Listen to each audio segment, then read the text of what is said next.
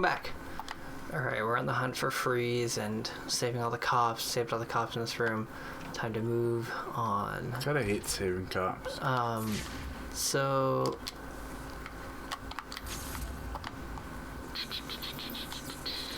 I missed that. Can I even go in here yet? No. Fuck off, come on. There we go. What the fuck? I blew up the thing because I accidentally sprayed it like I was doing like this before, just somersaulting. So these guys are safe now. I got my little boat. Has this like melted some now? No. Alright. Wait, do I need to talk to them first? Don't go all the way up there. I'm not really sure how I feel about Danny DeVito just having a shark. I don't know what. Oh, right. Okay. I was like, what are you talking about? What he does, he just has a shark and he's like, eh.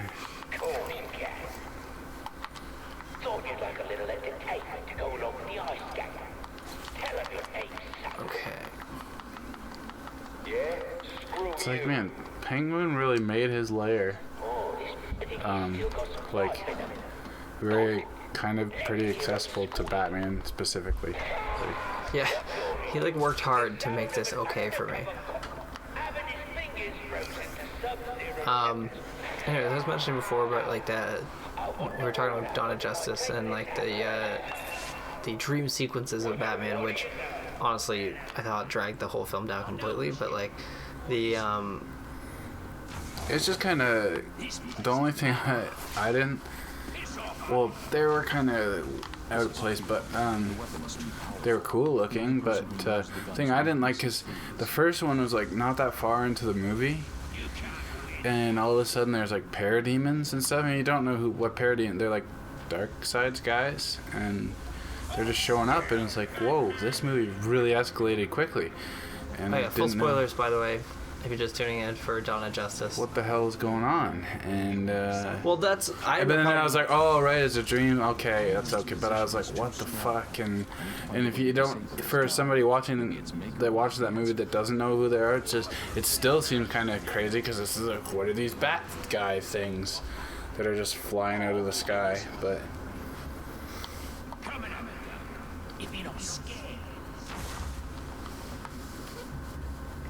and I saw a lot of people complaining about that it was like talking too much about the other film. Which, and like, well, it's a sequel. I like that. I like that it was. I know, but I saw like a whole video. That was, I went too much into detail about the backlash of what Superman did. And I was like, that was the whole. That was the only thing I liked. Interesting. Literally the only thing I liked. It's like it actually had ramifications on a real world situation. Because like, this is like a superhero, as much as it can be, it's a superhero. The DC movies are more set in reality than Marvel.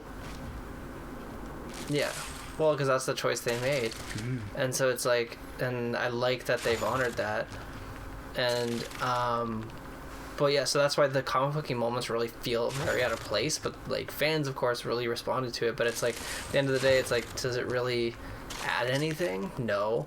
Like, the only thing, okay, the whole point of this movie was like, we're launching a universe, right? And yet, what did they do in this movie that launched potential sequels? Like, nothing happened in this movie that made me go, oh sweet, like now we gotta answer this question. Well, I mean, is Superman alive? Of course he is. They showed that in the final scene. Well, yeah, which was a mistake, but it's not that he's alive. It's gonna be just how he comes back, essentially.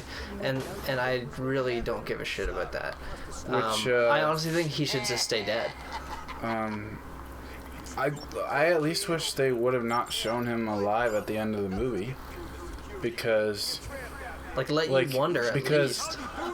I didn't really spoil myself for that movie, and so there was a lot of things I was like, oh, that's cool that they did that. But so I didn't know that Superman was gonna die, even though Doomsday was there. I didn't know that in the movie verse they kill Henry Cavill, and he if they would have just left him dead, and it would have been like even people that don't know comics would have been like, holy fuck, they actually killed Superman. And if they leave it not knowing, instead of just, oh, the very last scene, oh, he's alive, okay, fuck. But the thing that bothers me about that death of Superman is that when they killed off Superman in comics, it was felt throughout the world, and like people who weren't into comic books like felt it because he's a huge hero and people grew to love him and enjoy him. The Henry Cavill Superman is an incredibly unlikable, boring, and uninteresting character. We don't really get to know him. In Man of Steel we kind of do, but we don't get to know him. We get to know his parents and the fact that they raised him, but we don't really get a sense of like who he is as a person. We only get to know Superman as a like pair of fists. Yeah, well, Henry Cavill never had Smallville, But.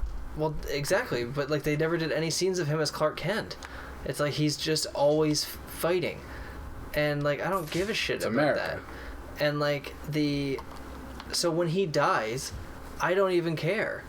Like it doesn't impact me in the slightest. Like I was like, okay, good, you sucked. You're the villain of this story. Like they paint the movie as Batman's the hero. He's doing the right thing by getting rid of this threat, and even though the story is an incredibly sympathetic one for Superman, we're not in Superman's head in the entire movie. We're in Batman's. And so I don't really understand that choice. Like, if you're trying to make me feel bad that he's gone, then why did you paint him as the villain the entire movie? It's just like, in my eyes, Doomsday wasn't the villain, it was Superman. And so when Superman dies, I was like, alright, sweet. The villain has been beaten finally. Like, he was the villain. So I didn't see it that way, because there was like, the whole movie was about, is he the villain? It was like, and like, well, they chose a bunch like, of the every world character, was... the entire world was against him. No, it wasn't. The entire there world. There was tons of people for him. Yeah, but you never get to see them.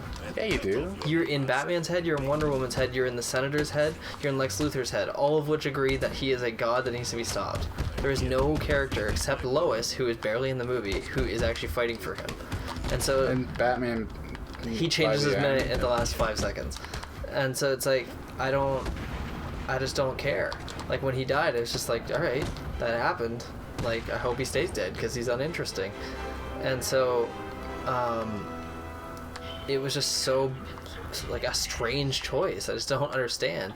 I just, if you're gonna kill him off, like, do it at a point where we're like, holy shit, now what are we gonna do? We're fucked. We lost our, like, one chance. You know, like, kill him in a battle that's, like, not finished. Because he died and then the battle was over. And, this like, movie, it's kind of like... You know, I have no fear now. If they would have done the first Iron Man and then jumped right to Avengers, this is kind of this movie. No, what it's like is if they'd done Iron Man 1 poorly and then did Age of Ultron. Like, it's like that much of a huge leap that did not need to happen, and I was just so, like, bored the entire time. I mean, I like the action a lot. It was and so you were saying before that you were like, oh, I was bored doing that. But everything I've watched is like, oh, we like the action. And I don't know. I've seen... That's like the one thing that people liked about the director. They like his action. It was, like, I normally beautiful do. And shit. And it's pretty, but it's not anything... Like, I've seen all his movies, and so it just looks like all his other movies. It's like this thing didn't challenge me, didn't push anything new. Why won't this let me in? You're a dick. Wait for the consequence. What?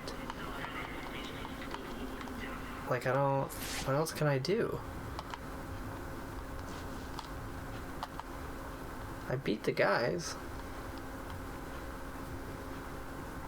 Apparently there was themes in that movie. The only one I heard, because I'm not, like, normally listening for that. Like, I'm not, like, that in-depth when I'm watching a movie, but you could really hear Wonder Woman's theme because they play it so much. I really didn't care for the music. I was kind of just... Whoa, shit, like that was Wonder. water.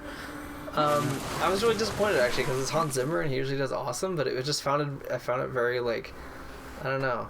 I like Wonder Woman's scene. Her music, I mean. Yeah, I think her movie is going to be great. Like, everything about it looks really fun. I think the individual movies should be good. But... Yeah, because there's less to smash in. But here's... Okay.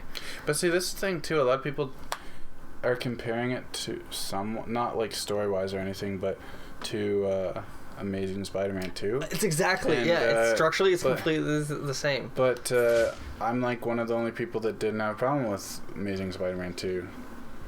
But, cause I don't know, I just watch movies for what, like, I didn't really care about, I'm just, oh, there's that guy that I liked, that comic guy that I liked as a kid. Oh, and then this is happening from comic, and so that's why I like, same kind of why I like this movie, but. Well, yeah, that's the thing. It's like, if you just want to see characters you've seen before do things you've seen them do before, this is the movie for you. That's all they were advertising, at least from my perspective, but... It was just, like, so uninteresting, nothing new. I was so bored. I actually almost fell asleep the old stuff. And, like, I don't know, like, there's some stuff that's completely new, but... Oh, yeah, I was going to mention... But anyways, I'll have to push it to the next episode. But yeah, so next time I'll mention like what I was gonna say about like the DC universe like as a whole, like going forward, because like the movie didn't leave much open for that, and like but I have like I don't know, I just have so many questions about it.